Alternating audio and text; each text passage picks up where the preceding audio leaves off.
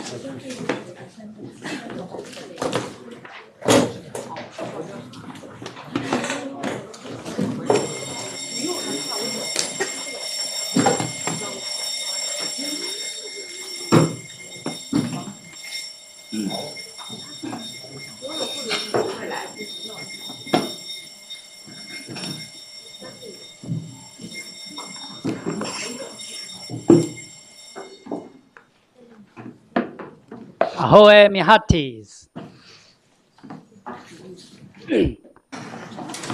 Good morning. Today we are going to finish Chapter 3, the WTO organization. Prior to doing that, as usual, let's recall what we have learned last week. I've got several questions for you. Question number 1. Lend me your ears. Question number 1. What are the two tools utilized by the WTO to achieve its goals? What are the two tools utilized by the WTO to achieve its goals? First, tell me, what are the two goals of the WTO? What are the goals of the WTO? And the direct goal is direct. Direct goal is, and we have ultimate. We have ultimate goal, right? The direct goal is to fulfill trade liberalization. That is to get a free trade, right? Then the ultimate goal is to increase the employment rate, to raise the living standards of people, right? That's the ultimate goal. Then what are the two tools to realize, to achieve these two goals? Good. First one is reduce barrier. Reduce barriers. That's a verb. We use the noun form. Reduction of tariffs. Very good. And what's the other one? And elimination. Good. Elimination of discrimination. Good. Very good. Then, next question. What does the development mansion mean? Development mansion. Development dimension, development dimension.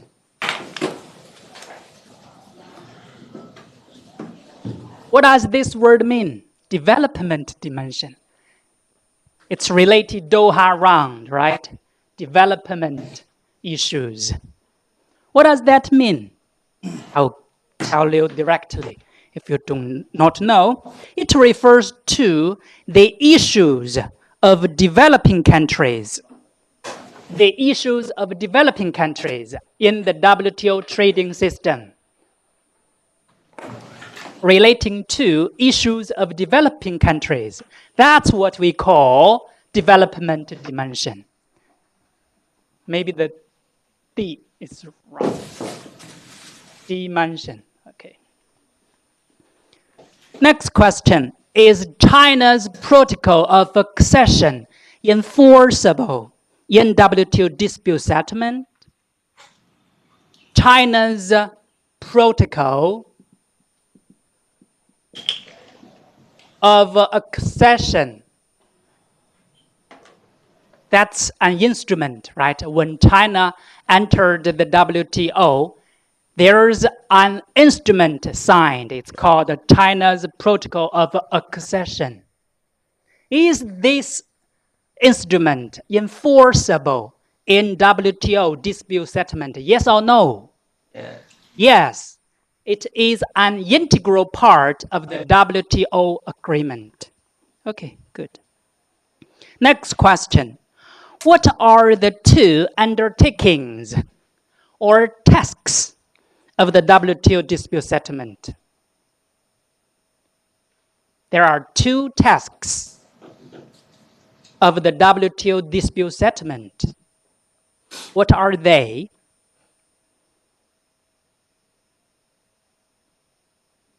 Think about it. First is to preserve the rights and obligations of the WTO members, right? The second one would be clarify the existing provisions of those agreements. So there are two basic tasks. First is to preserve the rights of WTO members. Second is to clarify. Clarify means explain, to explain those agreements. Clarify the agreements.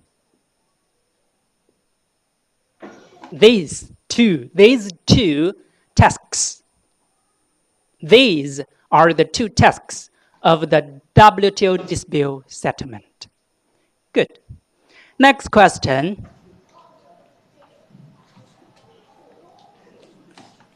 Who decides to grant a member a waiver from obligations? Who decides that? Waiver means exemption. Let go. Let the obligations go. I allow you go. I allow you to go. Who decides the waiver of obligations?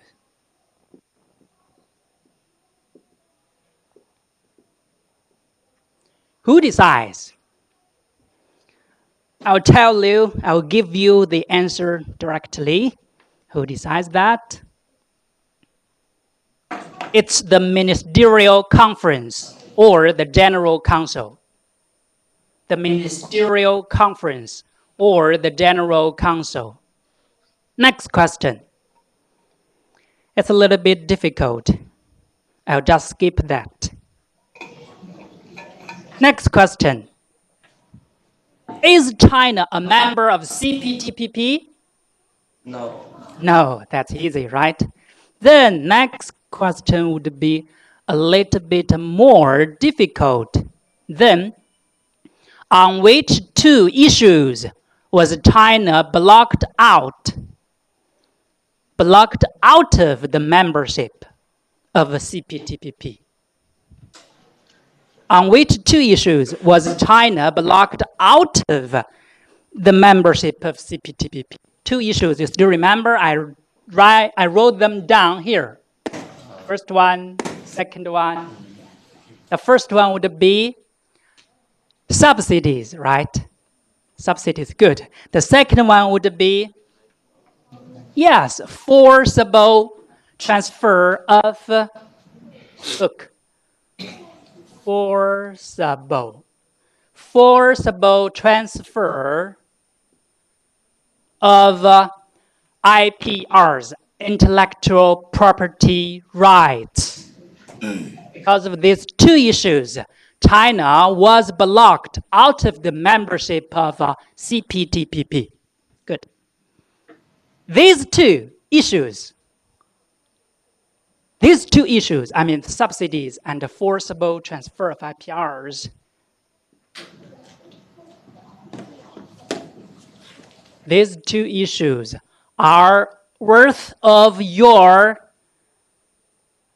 further in-depth research, which means if you are interested in these two issues, you can always go to the knowledge net. In Chinese, we call it 知网, or go to some other websites to download some papers to keep close to these two issues because they are worth of your attention for further in-depth research. Okay, in addition to these two hot issues, we've still got another hot issue. It's called e-commerce, right? Last week, I forgot to play the video for you. We'll make it up this week.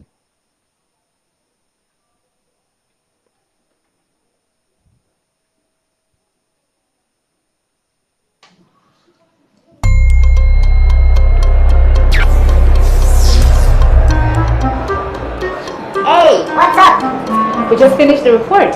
It's about how digital technologies will affect the way we trade. How much do you know about the future of trade? Sorry, you know more than I do.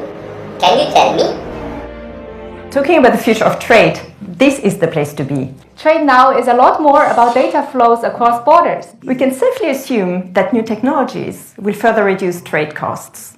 Artificial intelligence facilitates route planning, shipment tracking reduces logistics costs, and robots make storage smarter. Transport will become more efficient, more reliable, and cheaper. Overall, distance is likely to matter less. Production will be less labor-intensive and might move closer to home, or even inside your home. This will bring huge benefits to landlocked countries and remote regions. The trade of the future promises to be more inclusive. Macro, small, and medium-sized enterprises can access markets everywhere, and firms in developing countries can get their fair share of world trade. Digital technologies are reshaping consumer habits. They allow us to customize products. More goods can be digitized and transmitted over the internet. Think of e-books, music streaming, and online movies. Digital technologies are also likely to boost trade in services. As a matter of fact, services are already at the very center of the current technological revolution. New services emerge by the day, or almost. Remote surgery, e-learning, online legal advice, or tele-hairdressing. That sounds interesting. Hey, smart device. I'd like to try tele-hairdressing. Who is providing that service? I'm sorry, we are not there yet. Do you think I need a new haircut? Sure, why not?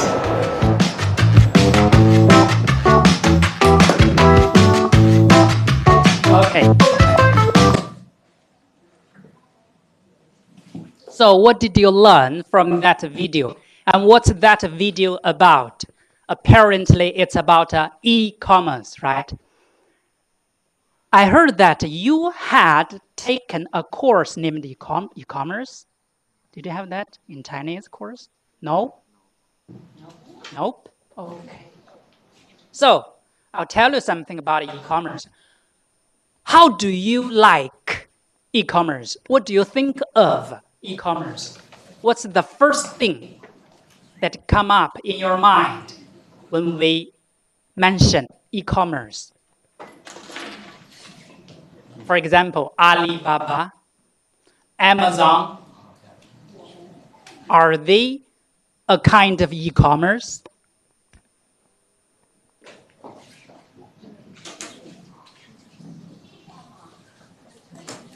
Yes, actually it is. It is a kind of e-commerce. You can always buy things online with a click of your mouse. You can have the delivery man to send the packages to your door, right? It's very convenient. It's a convenient way of buying things nowadays, e-commerce. But that is just one aspect of e-commerce because it's related to goods or commodity. The products that you can see, you can touch, goods. But there is another type of e-commerce, we call it what? Services. For example, if you want to stream a movie online or music streaming, it's mentioned in that video. Music streaming means you are a membership of Google or something like, yeah. Then you are a member of that when you are downloading or trying to listening to the music there. You are streaming music. It's a kind of service. And now we have more and more e-books, right? E-books. So it makes us confusing.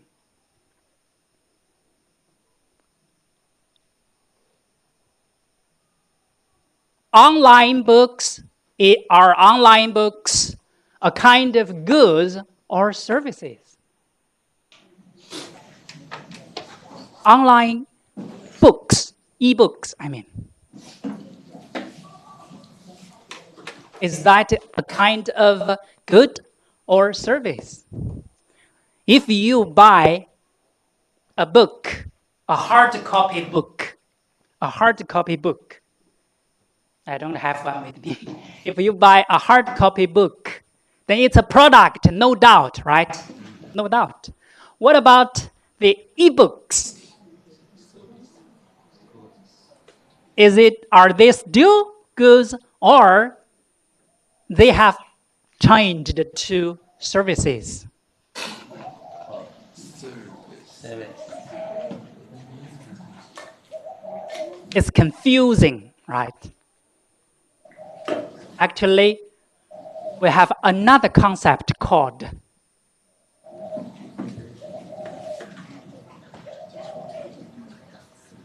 digital products. Yeah, digital products. Digital products can include both goods, like e-books and CDs. I mean, not the physical CDs. I mean the music.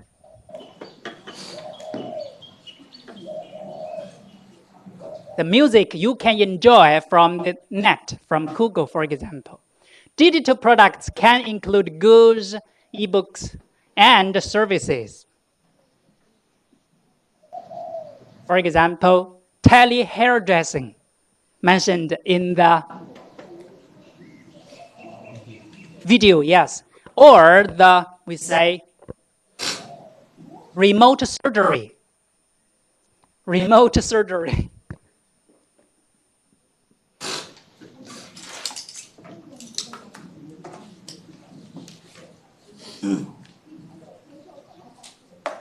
I've got a disease, I need a surgery.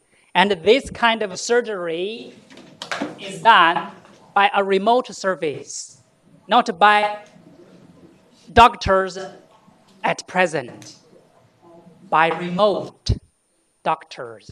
It's called remote surgery. And 3D printing.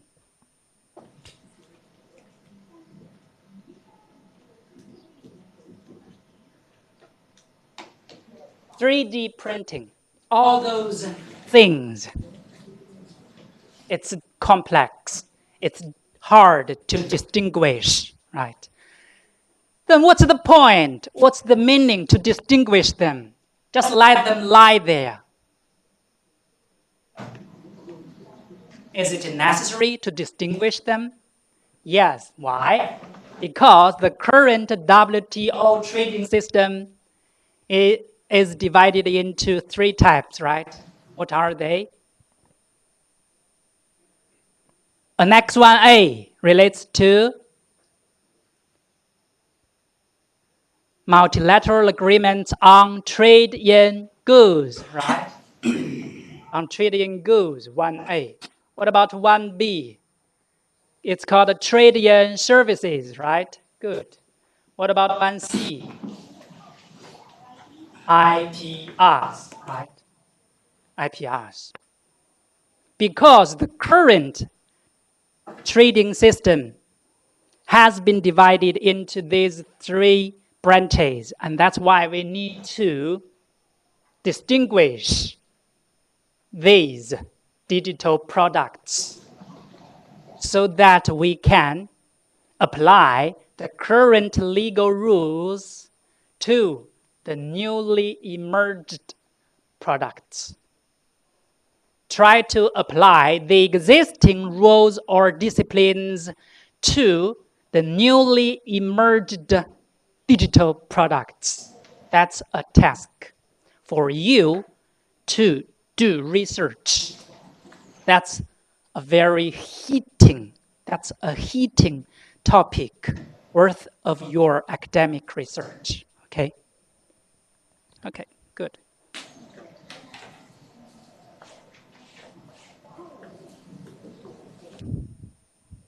Then let's move on to today's content. Okay.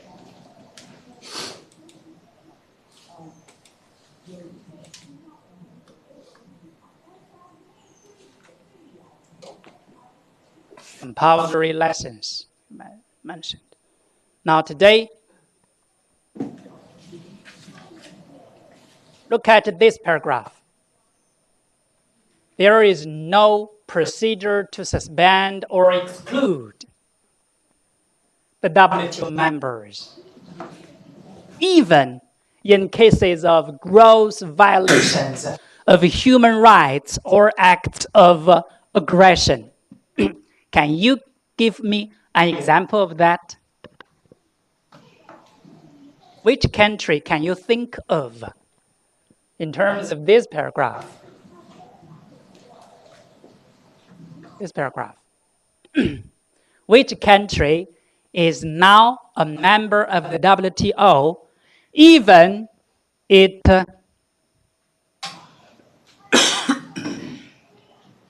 committed acts of aggression? Which country? Pardon? I beg your pardon? America? Which country? Exactly, Russia.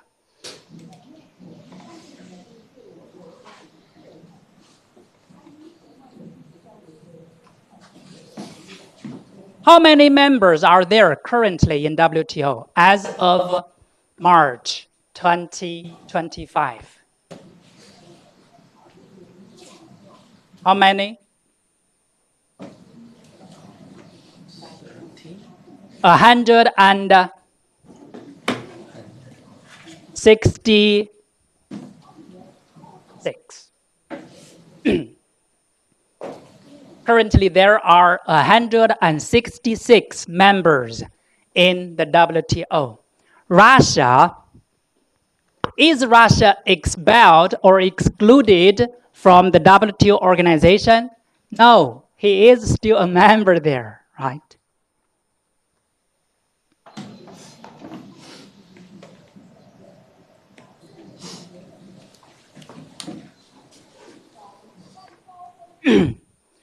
But Russia is now suffering from economic sanctions. Economic sanctions.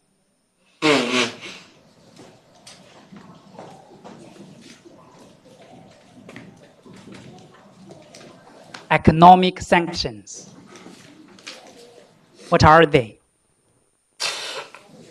Russia is now suffering from economic sanctions from the United States and the European Union. These sanctions encompass the freezing of the foreign exchange reserves of the Central Bank of Russia, held within their territories, restrictions on the use of the SWIFT system by major Russian banks. SWIFT system. You got that? SWIFT system. The Society for Worldwide Interbank Financial Telecommunication. And the limitations on transactions with the Central Bank of Russia, the Russian National Wealth Fund, and the Russian Ministry of Finance. Okay.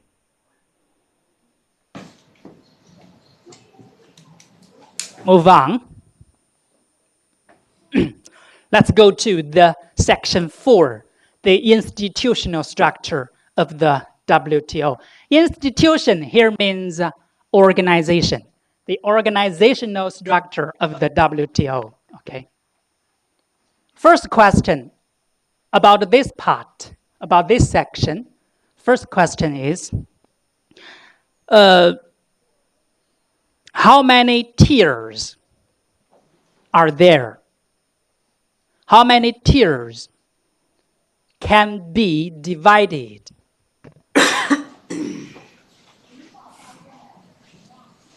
Tier means layer, layer. I mean, how many tiers are there or can be distinguished of the institutional structure of the WTO? How many tiers? 3, right? Good. And what's the highest level? It's called the ministerial conference. Just like the National People's Congress, right? Ministerial conference. How to read this word? Ministerial. This is the first syllable from backwards. The second one, the third one. This is ministerial. The third from last will be stressed, okay? Another example.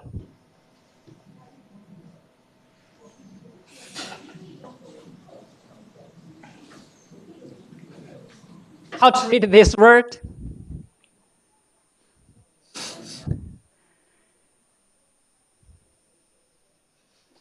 In the American English, it's read mechanism. In the British English, it's read mechanism. In the Chinese English, it's read mechanism. So that's Chinglish, because this is the first from the back, the second, the third. But that's Chinglish. Another example is this.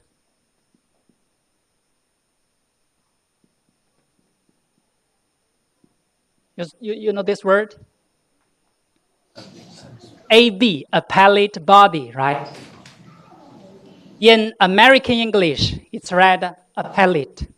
In English, in British accent, it's read appellate.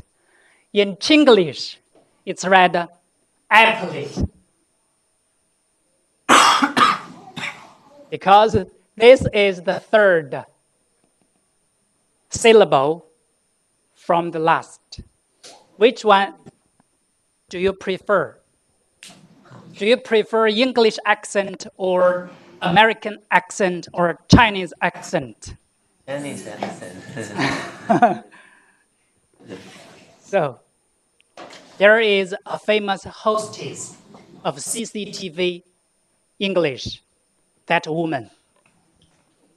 Read this word as appellate body. It confused me, right? We'd better make the pronunciations consistent so that you can get it easily, so that it will not cause misunderstandings. That's why we need standard English. So the highest level is called a ministerial conference. What about the second level? It's the general council, right? Good. And what is the third tier, the third level? It's called specialized, not the third. It's just the lower levels, specialized councils, committees, working groups, and working parties. Okay, let's look at this table. What is this body analogous to or similar to in the context of a company? There is a company. What is this body analogous to or similar to? The shareholders meeting or the shareholders assembly, right? That's the authority body, okay? And what's this body similar to in the context of a company? This is the, just now you said it's called the board of directors, right? Board of directors, just like the standing committee of the National People's Congress. Yes or no?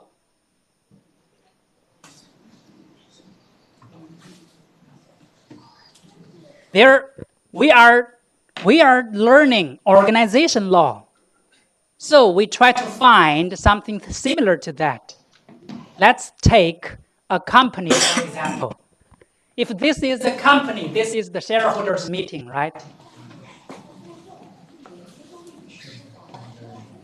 Then this is the board of directors. Board of directors. In Chinese, we call it 董事会. This we call it 股东会或股东大会. Okay.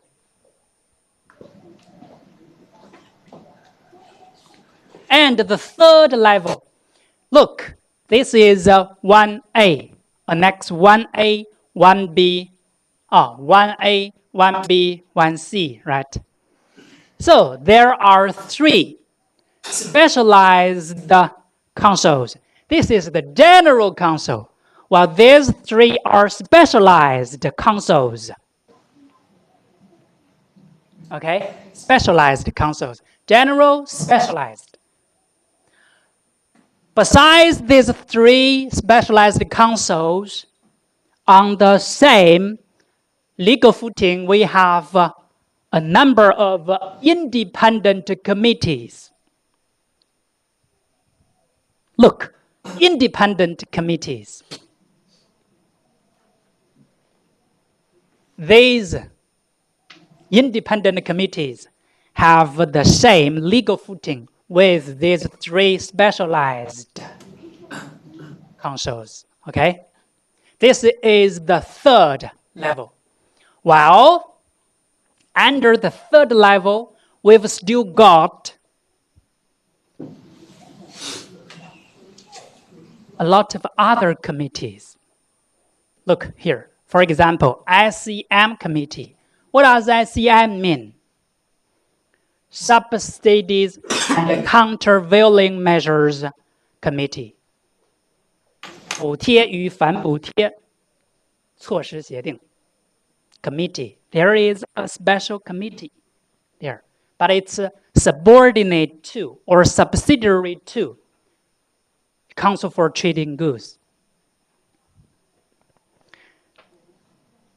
And we still got other working parties or working groups.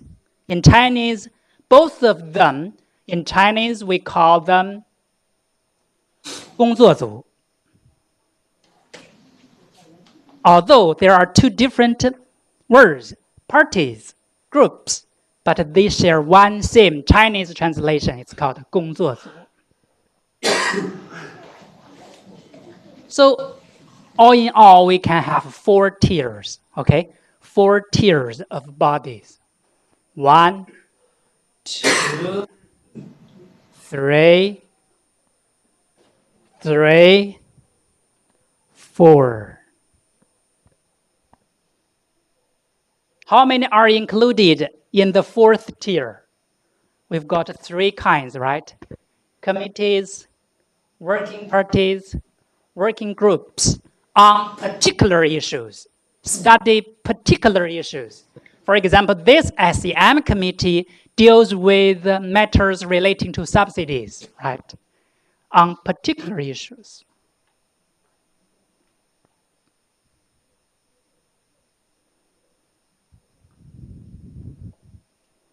And here,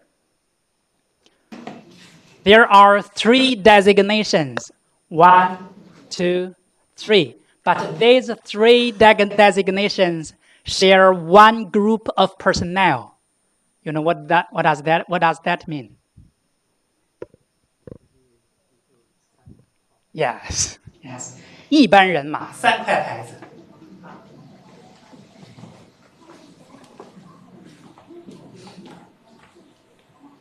One group of personnel, 3 designations, and 3 chairpersons.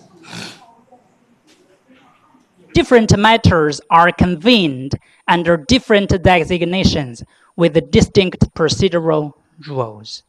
Okay. Now, let's come back here. The SEM committee is a very, very special committee. Why would I put it here? Because it's a special committee. What's it special about?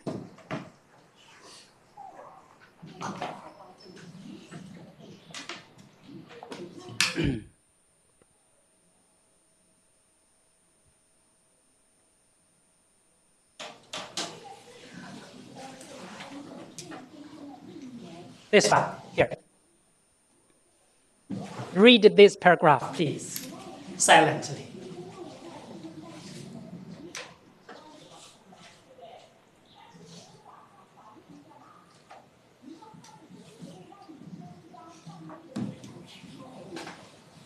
Okay, this paragraph is about the definition of working parties or working groups, right? They are subsidiary or subordinate to the specialized councils or independent committees. While this paragraph is about ICM committee.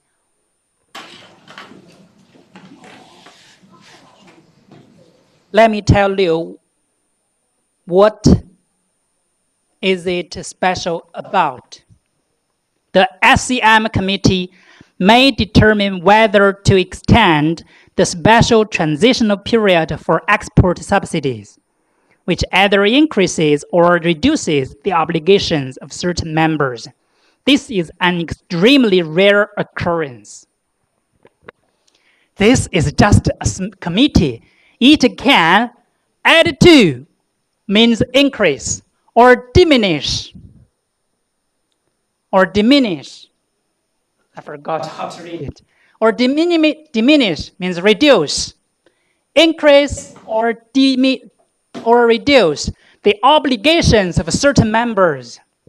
Who can grant members rights and obligations? Only by agreements, right? The WTO agreement and its annexes. While this small SEM committee can increase or reduce the rights and obligations of members. So this is an extremely rare situation. It's uncommon.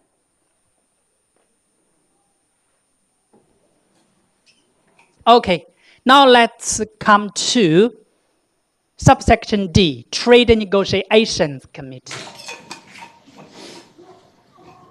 And the acronym of Trade Negotiations Committee is called TNC.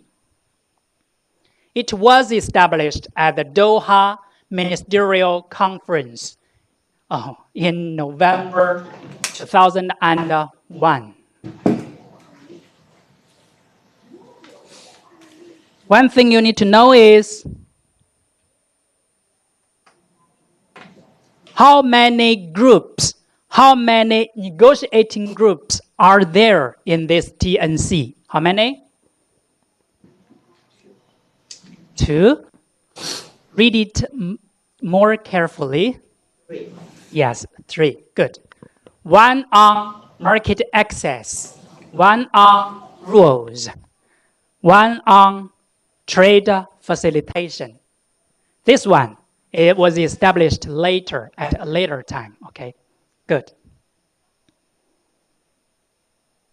However, most of the negotiations take place in special sessions of standing WTO bodies. For example, the DSB, Dispute Settlement Body, the Council for Trade in Services, and the Committee on Agriculture. Committee on Agriculture has the same legal footing with the ICM committee, right?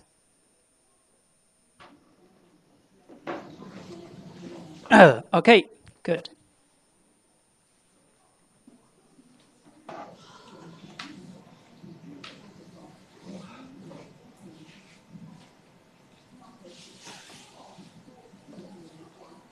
We'll just skip this part. It's not that important. You can just have a browse of it after class. Now let's move to this part. This one. Permanent group of experts. How to translate it?